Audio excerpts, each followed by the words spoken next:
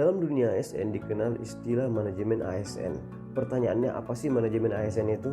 Jadi manajemen ASN itu pengelolaan ASN untuk menghasilkan pegawai ASN profesional, memiliki nilai dasar, etika profesi, bebas dari intervensi politik, dan bersih dari KKN. Lalu apa peran ASN? Peran ASN itu berkaitan dengan fungsi dan tugasnya. Adapun fungsinya adalah pelaksana kebijakan publik, pelayan publik, dan perekat dan pemersatu bangsa. Mengenai tugasnya, hal itu penjabaran dari ketiga fungsi tersebut. Berdasarkan Undang-Undang Nomor 5 Tahun 2014, ASN terdiri atas pegawai negeri sipil atau PNS dan pegawai pemerintah dengan perjanjian kerja atau P3K. Nah, apa sih perbedaan antara PNS dan P3K? PNS merupakan warga negara Indonesia yang memenuhi syarat tertentu diangkat sebagai pegawai ASN secara tetap oleh pejabat pembina kepegawaian untuk menduduki jabatan pemerintahan dan memiliki nomor induk pegawai secara nasional. Adapun P3K merupakan warga negara Indonesia yang memenuhi syarat tertentu yang diangkat oleh pejabat pembina kepegawaian berdasarkan perjanjian kerja sesuai dengan kebutuhan instansi pemerintah untuk jangka waktu tertentu dalam rangka melaksanakan tugas pemerintahan. Adapun hak PNS dan P3K berdasarkan Undang-Undang Nomor 5 Tahun 2014 yaitu gaji, tunjangan, perlindungan, cuti, pengembangan kompetensi. Yang membedakan antara P3K dan PNS adalah PNS mendapatkan jaminan pensiun dan hari tua sementara P3K tidak mendapatkan hak tersebut. Adapun kewajiban ASN berdasarkan Undang-Undang ASN meliputi yang pertama, setia dan taat pada Pancasila, UUD 1945, NKRI, dan pemerintah yang sah.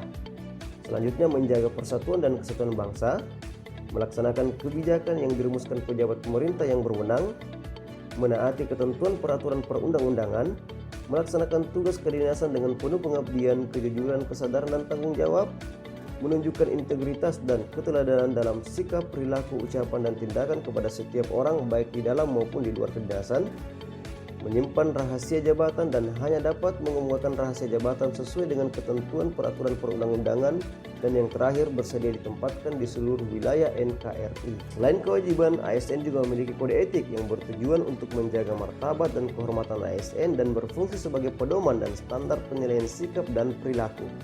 Adapun kode etik ASN adalah melaksanakan tugas dengan jujur, bertanggung jawab, dan berintegritas tinggi, melaksanakan tugasnya dengan cermat dan disiplin, melayani dengan sikap hormat, sopan, dan tanpa tekanan, melaksanakan tugasnya sesuai dengan ketentuan peraturan perundang-undangan, melaksanakan tugasnya sesuai dengan perintah atasan atau pejabat yang berwenang sejauh tidak bertentangan dengan ketentuan peraturan perundang-undangan dan etika pemerintahan, menjaga kerahasiaan yang menyangkut kebijakan negara, menggunakan kekayaan dan barang milik negara secara bertanggung jawab, efektif, dan efisien, menjaga agar tidak terjadi konflik kepentingan dalam melaksanakan tugasnya, memberikan informasi secara benar dan tidak menyesatkan kepada pihak lain yang memerlukan informasi terkait kepentingan kedinasan, tidak menyalahgunakan informasi internal negara, tugas, status, kekuasaan, dan jabatannya untuk mendapatkan atau mencari keuntungan atau manfaat bagi diri sendiri atau untuk orang lain, memegang teguh nilai dasar ASN dan selalu menjaga reputasi dan integritas ASN, dan yang terakhir melaksanakan ketentuan peraturan perundang-undangan mengenai disiplin pegawai ASN. Dalam manajemen ASN dikenal istilah sistem merit. Sistem merit adalah kebijakan dan manajemen ASN yang berdasarkan pada kualifikasi, kompetensi, dan kinerja secara adil dan wajar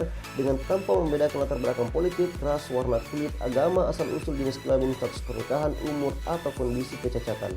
Jadi sistem merit merupakan jaminan pada semua aspek pengelolaan pegawai yang akan menciptakan lingkungan yang kondusif untuk pembelajaran dan kinerja.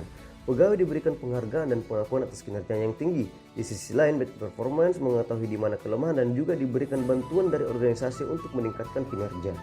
Adapun mekanisme pengelolaan ASN itu dimulai dari penyusunan dan penetapan kebutuhan, pengadaan, pangkat dan jabatan, pengembangan karir dan pola karir, promosi, mutasi, penilaian kinerja, gaji dan tunjangan, penghargaan, disiplin, pemberhentian, jaminan pensiun dan hari tua, serta perlindungan.